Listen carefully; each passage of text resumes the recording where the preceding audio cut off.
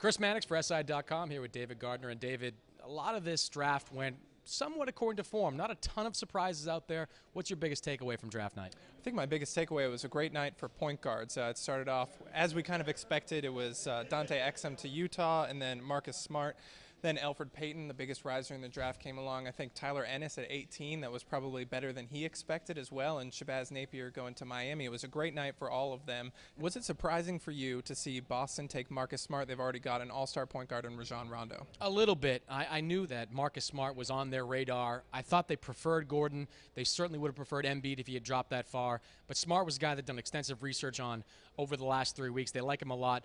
But he does overlap. He is a point guard. I don't think that realistically you can expect Marcus Smart to be a two guard. Now, I know in some circumstances it works. Goran Dragic and Eric Bledsoe, that works pretty well in Phoenix. But both those guys are offensive-oriented point guards. Smart is a guy that doesn't shoot the ball particularly well from the perimeter, and Rondo also doesn't shoot the ball particularly well from the perimeter. So to me, the Marcus Smart pick signals that it might be time over the next few months, maybe before the trade deadline, for Boston to really explore trading Rondo to a contender. They won't trade him in the offseason. His value right now, I think, is far too low coming off that knee injury. But once he comes back to training camp, proves that he's healthy, I think he could be prime trade bait for somebody before the trade deadline. But there were some guys that really rose up in the draft, maybe some surprise picks. Who was the biggest surprise to you? The biggest surprise for me was T.J. Warren. When we were at the draft media availability yesterday, T.J. Warren's table was almost entirely empty. There weren't a lot of people there. There wasn't a lot of draft buzz about him. He was, I think, the 25th ranked player in our most recent big board, but he is an excellent scorer. And with him and with Tyler Ennis in Phoenix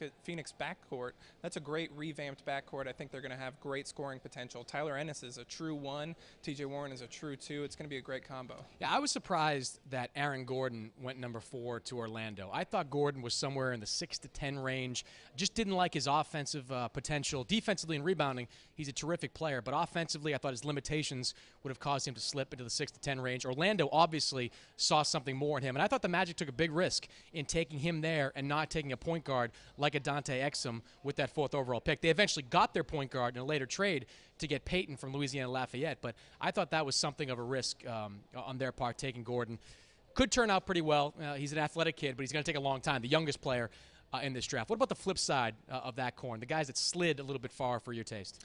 I thought that Gary Harris was a much better value than the 19th pick in the draft. He's a great defensive player. I don't think his shooting is terrific, but he was also asked to do a lot more than he needed to at Michigan State. You remember that team wasn't healthy, and Gary Harris himself wasn't healthy. He's had a bum shoulder, he's had a bum ankle, he's had a lot of problems. I think that if he's healthy, he can really develop into one of the best players in the draft. What about you? Yeah, a couple guys spring to mind. James Young, you knew he was going to slip a little bit because of his draft problems of workouts. He got in a minor car accident, had to miss a few draft workouts. You figured that would happen. Side note on that, I thought John Calipari was fantastic tonight.